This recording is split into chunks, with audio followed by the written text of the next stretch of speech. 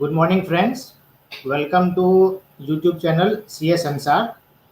Myself, CA Ankit Mittal, with Sir Mr. CA Vivek Khurana जी.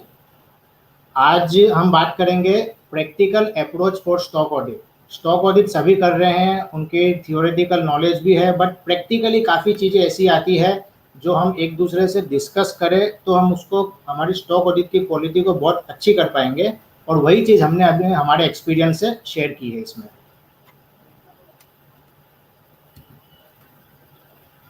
ये एक brief profile है मेरा. टिल नाउ मैंने 300 प्लस स्टॉक ऑडिट्स कंडक्ट की है और उसी का मेरा एक्सपीरियंस आपके साथ शेयर करने वाला हूँ.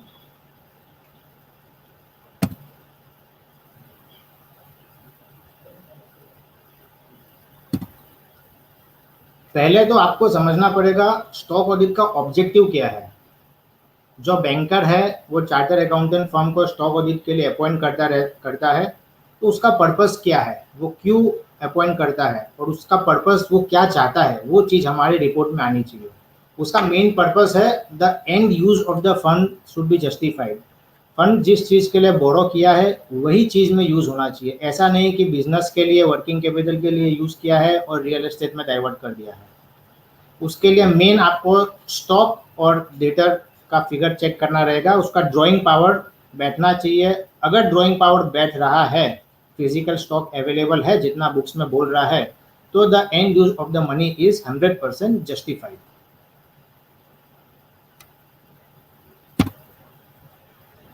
ये पीपीटी को मैंने दो पार्ट में कवर किया है. पार्ट 1 एक तो प्रोसीजरल कंप्लायंस, दूसरा points to be taken care. एक प्रोसीजरल कंप्लायंस है, आपको स्टॉक ऑडिट कैसे करनी है, उसका क्या प्रोसेस है, उसको कैसे एग्जीक्यूट करना है. दूसरा पॉइंट्स टू बी टेकन, क्या स्पेसिफिक पॉइंट्स आपको ध्यान रखना है during conducting the stock audit.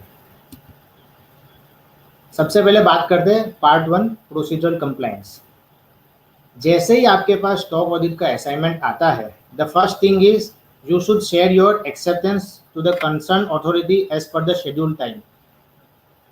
दूसरा, जो चेकलिस्ट आपको चाहिए स्टॉक ऑडिट करने के लिए, आपको जो लिस्ट ऑफ डॉक्यूमेंट्स चाहिए उसकी एक चेकलिस्ट बना के आप बोरोवर को कम्युनिकेट करें और बैंक को सीसी में रखें. पहले तो फिजिकल लेटर सेंड करते थे, बट अब आईटी का ज़माना हो गया है, तो बेटर आप उसको मेल पे कम्युनिकेट कर सकते हैं. और ब्रांच को हमेशा सीसी में रखें, ताकि ब्रांच या कंट्रोलिंग अथॉरिटी, ताकि उन्हें पता रहे कि आपने अपना काम चालू कर दिया है. Now the ball is on the court of borrower. उसको आपको डॉक्यूमेंट्स प्रोवाइड करना है, तब आप आगे काम बढ़ सकते हैं. कहीं भी ऐसा नहीं लगना चाहिए कि आपके वजह से स्टॉक ऑडिट का काम एग्जीक्यूट नहीं हो रहा है.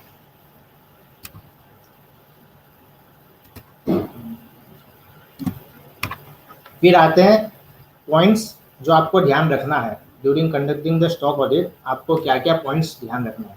सबसे पहले सेंशन के टर्म्स एंड कंडीशन पढ़े.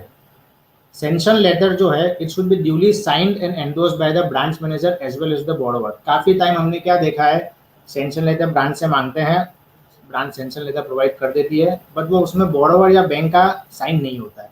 लेटर ऑन पता चलता है कि वो सेंशन लेटर ब्रांच ने ड्राफ्ट का प्रिंट निकाला था, बट उसमें कुछ कंडीशंस चेंज किए थे, तो बोरोवर को दूसरा सेंशन लेटर किया गया था, उसमें साइनिंग हुआ था. तो आप जिस बेस पे चालू करोगे स्टॉक ऑडिट, वो पूरा आपका बेस का ही वैल्यू नहीं रहेगा.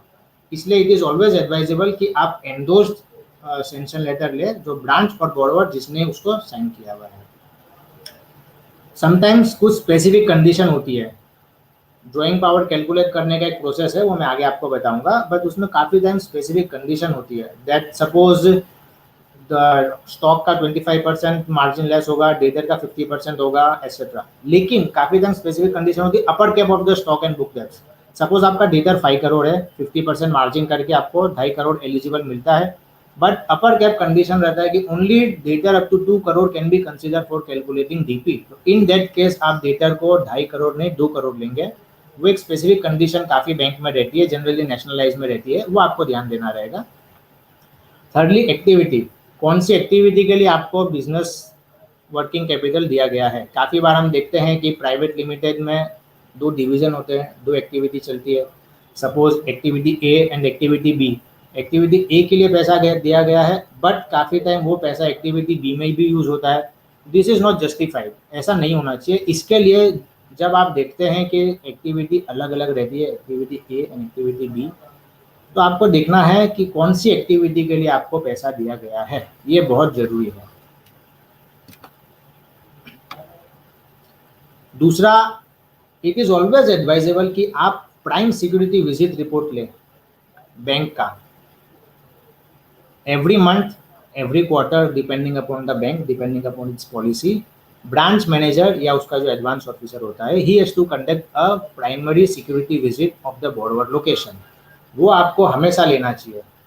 इन केस कुछ दिक्कत आती है, आपने रिपोर्ट दी, उसके बाद अकाउंट में कुछ दिक्कत आती है, तो you have a proof to justify to save yourself कि मेरी रिपोर्ट के हिसाब से ओके था, बट बैंक की रिपोर्ट भी देखिए, बैंक के ऑफिशियल्स ने भी विजिट किया था, मतलब एज ऑन डेट उस तारीख तक सब कुछ सही था। Secondly, concurrent auditor, inspection auditor, statutory auditor जो ब्रांच के रहते हैं, वो पर्टिकुलरली उस अकाउंट के बारे में अपना ओपिनियन देते हैं टाइम टू टाइम अपनी रिपोर्ट्स में, वो जरूर चेक करिए। क्लोजिंग स्टेचुटरी रिपोर्ट में अगर कुछ लिखा हुआ है अकाउंट के बारे में, एलएफआर को आप रेफर करिए, उसमें कुछ नोट्स डाला हुआ है, कॉन्करेंट ऑडिटर ने कुछ लिखा है, इंस्पेक्शन ने लिखा है, at the time of renewal अगर बैंक की रिन्यूअल अथॉरिटी ने उस अकाउंट के बारे में कुछ सेंसिटिव नोट्स डाले हैं, तो वो आपको ध्यान रखना है, वो आपको अप्रेजल नोट में से मिल जाएगा। उसके बाद आते हैं विजिट पे। देखिए, बात करें तो विजिट सरप्राइज होनी चाहिए स्टॉक ऑडिट की, बट प्रैक्टिकली काफ़ी टाइम ये पॉसिबल नहीं रहता है। कभी आपको बोरोवर नहीं मिल सकता है, वो अपने लोकेशन में नहीं हो सकता है, तो आप ठीक है उसको वर्बली टाइम शेड्यूल करके आप विजिट करिए, टाइम कम्युनिकेट करके एक दूसरे से, जो भी कंफर्टेबल होता है ऑडिटर को और बोरोवर को, उसके हिसाब से आप विजिट करिए। इन केस आपको कुछ लगता है यहाँ कुछ दिक्कत है, इन दैट केस आप उसको सरप्राइज विजिट जरूर करिए। उसके बाद आते हैं पार्ट बी, फाइनेंशियल एनालिसिस पे। कंपनी के स्टेचुटरी ऑडिटर, बोरोवर के स्टेचुटरी ऑडिटर की बात कर रहा हूँ, उसके एबीएस में कमेंट्स जरूर पढ़िए, उसने क्या कमेंट्स लिखे, कोई भी फाइनेंशियल ऐसे कुछ कमेंट्स लिखे which has any adverse effect on the financial accounts, तो वो आपको ज़रूर ध्यान रखना है। काफ़ी बार हम देखते हैं कि फॉरेक्स के लॉसेस रहते हैं जो नोट्स में लिखे रहते हैं, उससे आपका ओपिनियन काफ़ी डिफर हो सकता है काफ़ी वक्त। काफ़ी बार हमने देखा है डिफर टैक्स रहता है, उस चीज़ के बारे में क्या लिखा है वो ज़रूर आप देखिए। और कुछ ऐसा एडवर्स कमेंट है जो आपके स्टॉक ऑडिट रिपोर्ट को इफेक्ट करता है, वो भी आपको ध्यान में रखना है। उसके बाद आइए, आप बोरोवर से जो डॉक्यूमेंट्स लेंगे उसको कैसे एनालाइज करेंगे।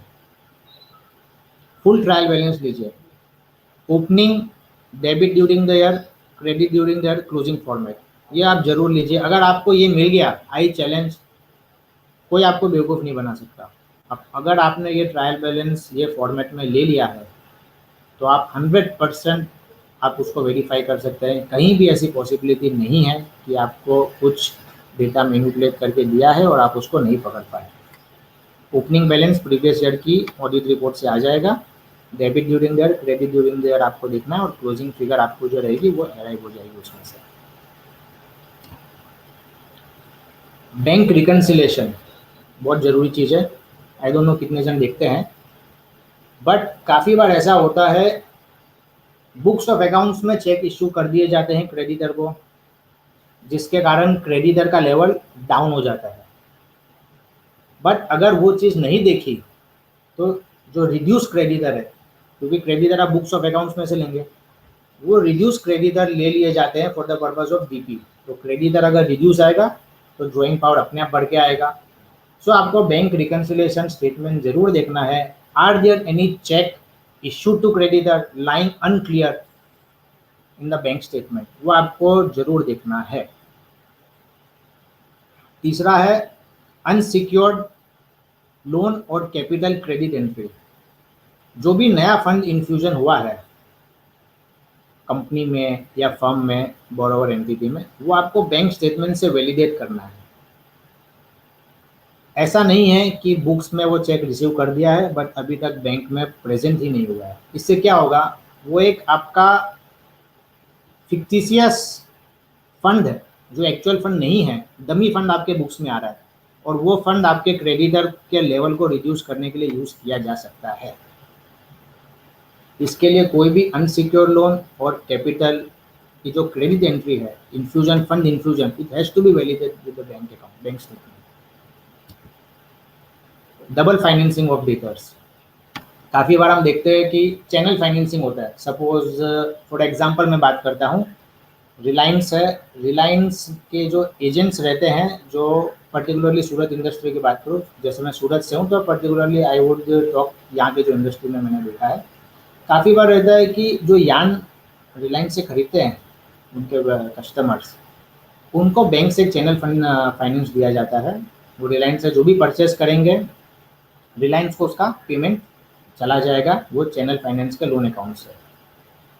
इन एडिशन टू दैट ऐसा भी हो सकता है कि वो कस्टमर ने बैंक से वर्किंग कैपिटल फैसिलिटी भी ली हुई होगी। इन दैट केस ऐसे डेटर जो चैनल फाइनेंस के थ्रू फंडिंग किए गए हैं,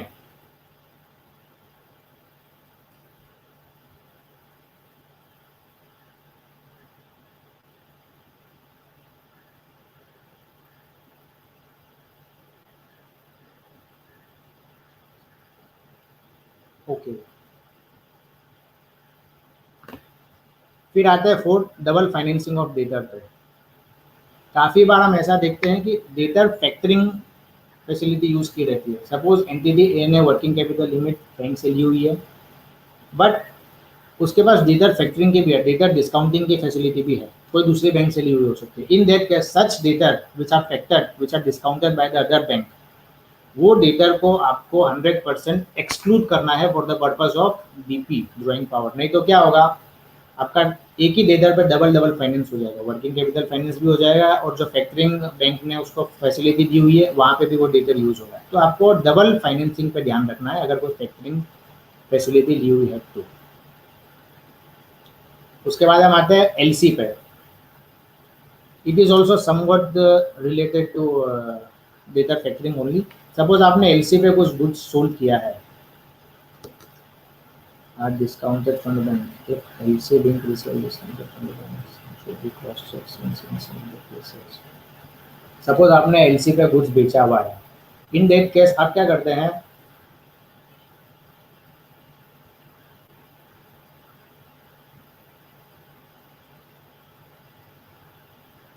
आप डेटर ओपन करके रखते हैं।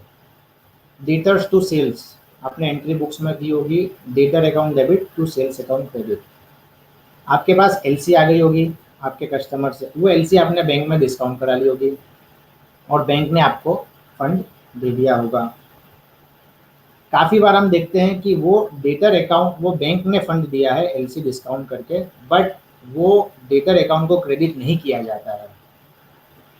बिल्स रिसीवेबल अकाउंट या बिल्स पेबल अकाउंट यूज़ किया जाता है उस एंट्री को बुक्स में लाने के लिए, और डेटर का फिगर वहीं का वहीं खड़ा रहता है। इन दैट केस एलसी में अगर कुछ सेल्स किया गया है और वो एलसी डिस्काउंट की गई है तो आपको बिल्कुल देखना है कि वो डेटर का फिगर बुक्स में नहीं आना चाहिए।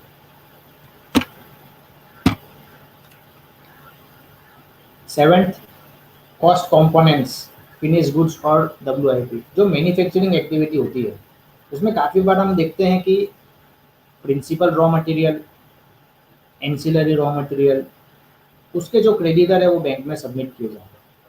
काफ़ी बार हम ये देखते हैं जो मैन्युफैक्चरिंग इंडस्ट्री होती है, हैवी मैन्युफैक्चरिंग, वहाँ पे पावर बिल बहुत ज़्यादा आता है। 10-10, 20-20 लाख, 25-25 लाख का मंथली पावर कंजम्पशन हमने देखा है। वहाँ पे वो ध्यान रखना है कि that power cost is included in the value of finish goods.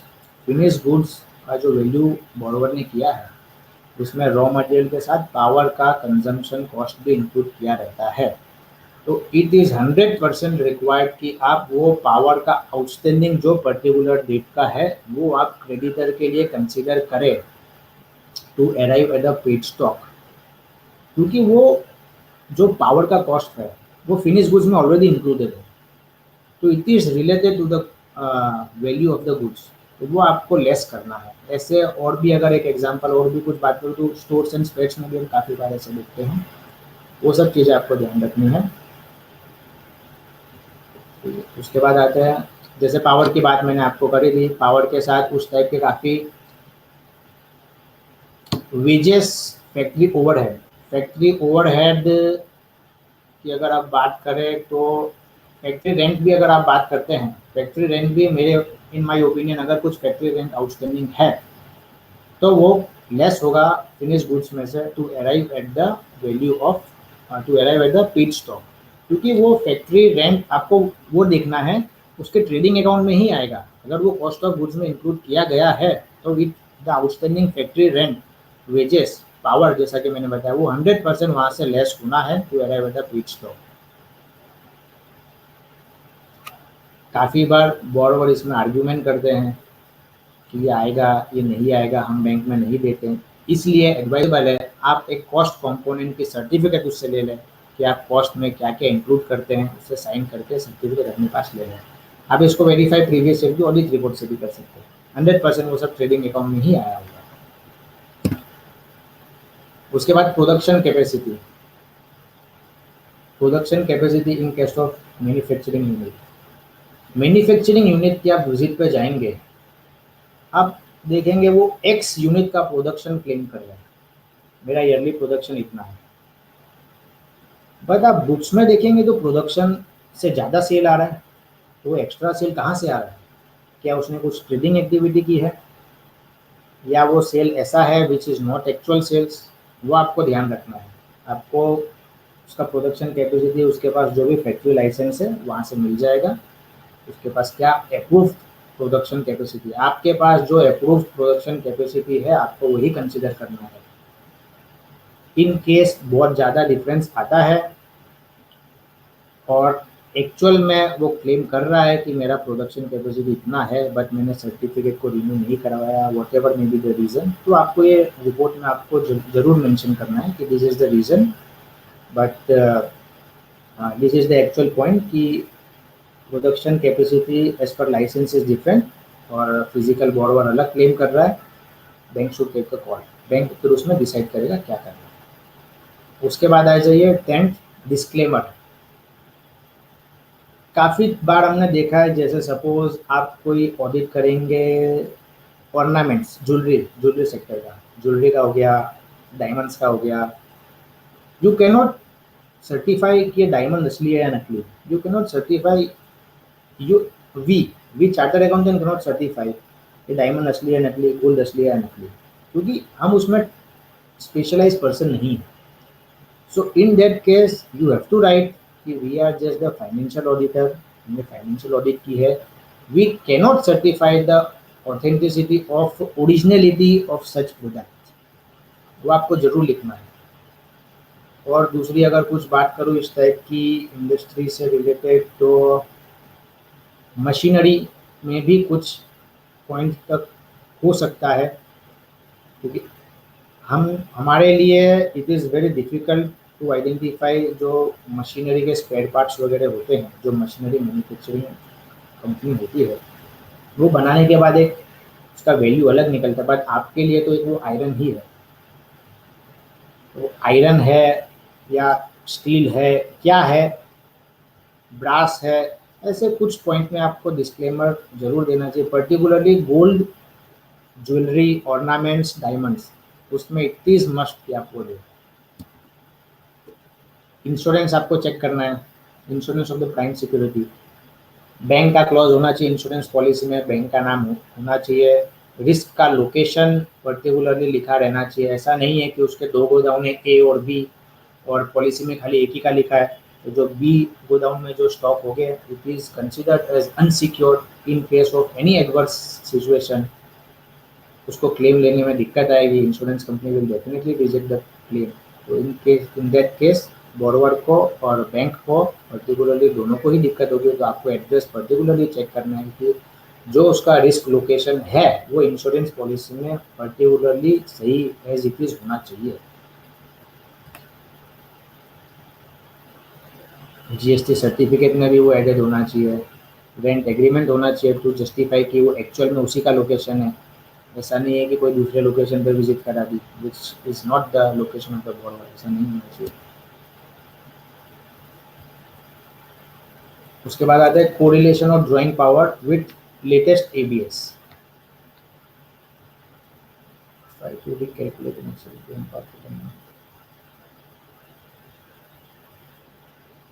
कुछ ऐसे सिचुएशन आते हैं जहाँ पे आपको लगता है इसमें दिक्कत है, you need to go in particularly more detail. In that case आप क्या कर सकते हैं, प्रीवियस जो लेटेस्ट ऑडिट रिपोर्ट है आपके पास वो ले लीजिए। उसके बाद एक्सेल में मंथली सेल परचेज के फिगर डाल दीजिए, बैंक का रिसिप्ट, बैंक का पेमेंट। रिसिप्ट में majorly it is considered as जो भी आपके पास पेमेंट आया डेटर का ही आया होगा। कुछ हो सकता है उसका एक्चुअल फंड इन्फ्यूजन होगा, कैपिटल या अनसिक्योर्ड लोन, वो आप बैंक स्टेटमेंट से वैलिडेट कर सकते हैं। उसके सिवाय अदर देन दैट जो भी रिसिप्ट है वो मेजरली डेटर का होगा, जो भी पेमेंट होगा वो मेजरली क्रेडिटर का होगा, प्लस कुछ पीएनएल के एक्सपेंसेस भी होंगे। आप उसमें एक अप्रोक्सीमेट ओपनिंग डेटर आपको मिल जाएगा प्रीवियस ऑडिट रिपोर्ट से, प्लस जो सेल्स हुई है माइनस जो पेमेंट आया है, that will be your actual debtor as on date. वैसे ही आप क्रेडिटर पे अराइव कर सकते हैं। ओपनिंग क्रेडिटर आपको मिल जाएगा ऑडिट रिपोर्ट से, प्लस जो भी परचेज किया है वो ऐड हो जाएगा, माइनस जो भी बैंक में से पेमेंट गया है उसका एक परसेंटेज, भाई 90% क्रेडिटर का होगा, वो आप एक देख के परसेंटेज अराइव कर सकते हो। उसके बाद वो लेस करके जो आया वो क्रेडिटर का फिगर होगा। ये भी आगे एक तरीके से आप अराइव हो सकते हैं टू द नियरर फिगर, जो आपको वो एज ऑन जिस डेट की आप ऑडिट करें, सपोज आप दिसंबर की ऑडिट कर रहे हैं, दिसंबर में आपको फाइनेंशियल स्टेटमेंट में जो फिगर दे रहा है उसके आप नियरर पहुंचना चाहे, उस पर वैलिडेट करना चाहे कि ये एट पार है, मोटा मोटी बहुत ज़्यादा फर्क नहीं है, इन दैट केस आप वो एक टूल यूज़ कर सकते हैं। उसके बाद आता है examine variation from the estimate as per CMA. जब बोरोवर बैंक से लोन लेता है, he gives an estimates in CMA. वो प्रोजेक्शन देता है, मेरा इतना सेल्स रहेगा, इतना डेटर रहेगा, इतना क्रेडिटर रहेगा, इतना स्टॉक रहेगा, ये रेशियोज रहेंगे etcetera. That estimates has to be achieved in actual. तो आपको देखना है जिस दिन आप स्टॉक ऑडिट कर रहे हैं उस वक्त के आपके पास जो एक्चुअल डेटा है वो आपको एस्टीमेट से वेरीफाई करना है। बहुत ज़्यादा वेरिएशन आता है, बहुत स्टीप या मेजर वेरिएशन आता है, तो आपको उसको कमेंट करना है इन द रिपोर्ट, और आपको देखना है व्हाट इज़ द रीज़न, इतना डिफरेंस क्यों आ रहा है, and accordingly you have to comment it in the report.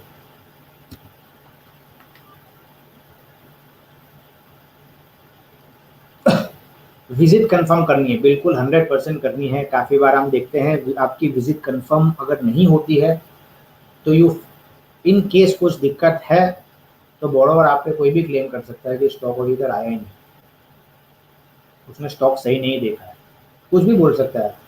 In that case it is always advisable कि आप एक तो सेल्फी पिक लें जिसमें बैकग्राउंड में बोरोवर का लोकेशन, उसका एड्रेस दिखना चाहिए, उसका जो भी नेम बोर्ड वगैरह है, प्लस वहाँ का जो ऑथोराइज पर्सन है उसके साथ आपको 100% सेल्फी पिक लेनी चाहिए। Try to take a selfie pic with borrower और the person in charge at the borrower side. Promoter मिले तो विद द प्रमोटर, प्रमोटर नहीं है तो जो भी उसके ऑथोराइज पर्सन, अकाउंट से रिलेटेड जो भी पर्सन है उसके साथ आप 100% सेल्फी पिक लीजिए।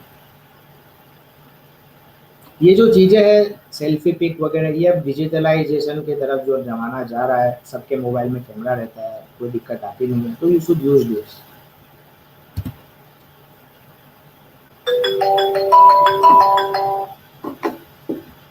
उसके बाद बात करते हैं, ये तो स्पेसिफिक पॉइंट्स थे जो हमने देखे हमारे एक्सपीरियंस के हिसाब से, जो स्पेसिफिक मेन पॉइंट्स थे वो हमने शेयर किए। उसके बाद एक अदर जनरल इरेगुलरिटी रहती है, एक जनरली रहती है, बहुत बड़ी इरेगुलरिटी नहीं है पर जनरल है, बट आपको वो जरूर देखनी है। Non submission of stock statement in time. Stock statement timely submit नहीं किया है, इनकम्प्लीट है, फॉर्मेट में बहुत सारी डिटेल लिखी है बट एक दो फिगर डाल के बाकी ब्लैंक सबमिट कर दिया है, साइन ही नहीं है, उसने बैंक ने, बोरोवर ने बैंक में तो सबमिट कर दिया बट बैंक के डीपी रजिस्टर में वो अपडेटेड नहीं है, बैंक वाले ने उसको कंप्यूटर में फिजिकल में एंट्री नहीं डाला है, तो उसका फिर वैल्यू क्या, how will the system compute the DP. Debtor की एज वाइज डिटेल नहीं डाली है, फंडिंग है लेस देन 90 पे, लेस देन 90 डेटर्स पे, but borrower less than 90 more than 90 की डिटेल नहीं दे रहा है, वो टोटल लिस्ट दे रहा है। डीपी सही से कैलकुलेट नहीं किया है, सेंशन लेटर में कुछ अलग मेथड लिखा है to arrive with DP, but borrower अलग तरीके से कर रहा है, या बैंक अलग तरीके से उसको कर रही है कुछ। Latest visit report note on the branch, जो भी उसका फ्रीक्वेंसी रहता है ब्रांच को विजिट का, मंथली क्वार्टरली जो भी है, उसकी लेटेस्ट विजिट रिपोर्ट उसके ब्रांच के रिकॉर्ड्स पर नहीं है। ये सब होनी चाहिए, this are the general irregularities, but आपको ध्यान देना है, ये होना चाहिए, ये सब इग्नोर नहीं हो सकता है। अगर कोई चीज़ में ये सब कुछ बाकी है काफ़ी टाइम से, देन 100% वहाँ पे कुछ दिक्कत है। दूसरा, अकाउंट ऑपरेशंस। आप अकाउंट ऑपरेशन देख के आप डिसाइड कर पाएंगे इस अकाउंट में क्या है, ये अकाउंट सही है या अकाउंट में दिक्कत है। Bank account is the mirror copy of what the borrower is doing. Poor churning, churning मतलब क्रेडिट समेशन। अगर वो सेल बोल रहा है महीने की 5 करोड़ की कर रहा हूँ और बैंक में पैसे 2 करोड़ आ रहा है या 1 करोड़ आ रहा है, तो उसमें कहीं ना कहीं दिक्कत है। पुअर चर्निंग उसे कहते हैं। सेल्स का कम से कम 75-80% हर महीने बैंक अकाउंट में क्रेडिट होना ही होना चाहिए। ब्रांच में अकाउंट रिन्यू बराबर नहीं हुआ, account has been renewed without complete documents, या एक लेटर पे रिन्यू कर दिया, डॉक्यूमेंट्स लिए ही नहीं, या डॉक्यूमेंट्स लिए उसको सही से असेसमेंट नहीं किया है, 1 करोड़ की लिमिट दी हुई है और 1 करोड़ की सेल्स है और उसको रिन्यू कर दिया है, वो सब आपको ध्यान रखना है। Sales not routed through CC account, CC account दिया हुआ है बट जो सेल प्रोसीड्स आ रहे हैं वो दूसरे अकाउंट में आ रहे हैं, ये भी दिक्कत है। दूसरे अकाउंट की परमिशन अगर बोरोवर ने ली हुई है तो ही, और जनरली परमिशन इसीलिए मिलती है कुछ उसको सैलरी पेमेंट करने के लिए, ऑनलाइन गवर्नमेंट टैक्सेस पे करने के लिए, ये स्पेसिफिक 2-3 चीज़ों के लिए बैंक परमिशन दे देती है करेंट अकाउंट की, बट जो सेल प्रोसीड है वो सब सीसी अकाउंट में ही आना चाहिए। फ्रिक्वेंट ईओडी, बोरोवर हर महीने हर 2 महीने में टेम्पररी ओवरड्राफ्ट मांग रहा है बैंक से, उसमें कहीं ना कहीं दिक्कत है। एबनॉर्मल कैश विड्रॉल, उसमें दिक्कत है। Abnormal business transaction other than seasonal business, मैं नॉर्मल जनरल बिजनेस की बात कर रहा हूँ जो सीजनल बिजनेस नहीं है। आप देखेंगे कि 1 महीने में बैंक अकाउंट बहुत अच्छा है, 2 महीने में बैंक अकाउंट में ट्रांजैक्शन नहीं है, तीसरे महीने और ज़बरदस्त है, फिर चौथे 5वें महीने में कोई ट्रांजैक्शन ही नहीं है। या सपोज 5 करोड़ का क्रेडिट है बट वो 3 ही एंट्री से आ रहा है, 2 करोड़ 2 करोड़ 1 करोड़, ये 3 ही एंट्री से 5 करोड़ का समेशन आ रहा है, तो इस टाइप के एबनॉर्मल ट्रांजैक्शन आपको ध्यान रखना है।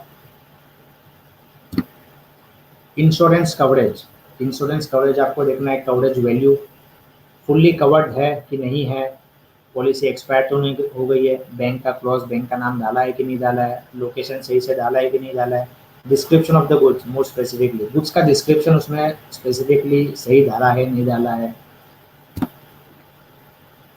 स्टॉक एंड क्रेडिटर्स, अब स्टॉक एंड क्रेडिटर को कैसे एसेस करेंगे। स्टॉक रजिस्टर मेंटेन होना चाहिए, अप टू डेट होना चाहिए।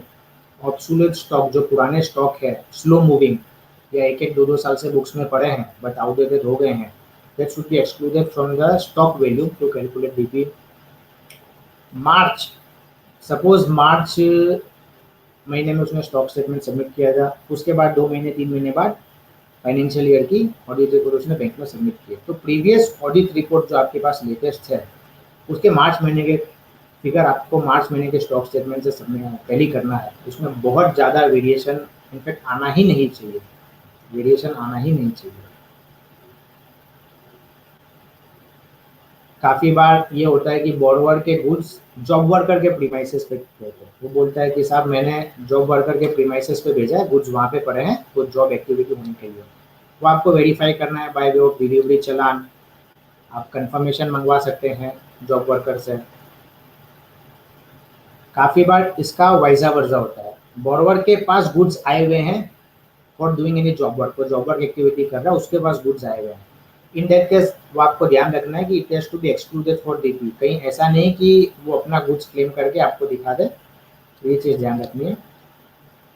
ट्रेड क्रेडिटर्स, जो भी क्रेडिटर्स है related to trade, related to business activity, वो आपको एक्सक्लूड करना है from the figure of stock to arrive at paid stock.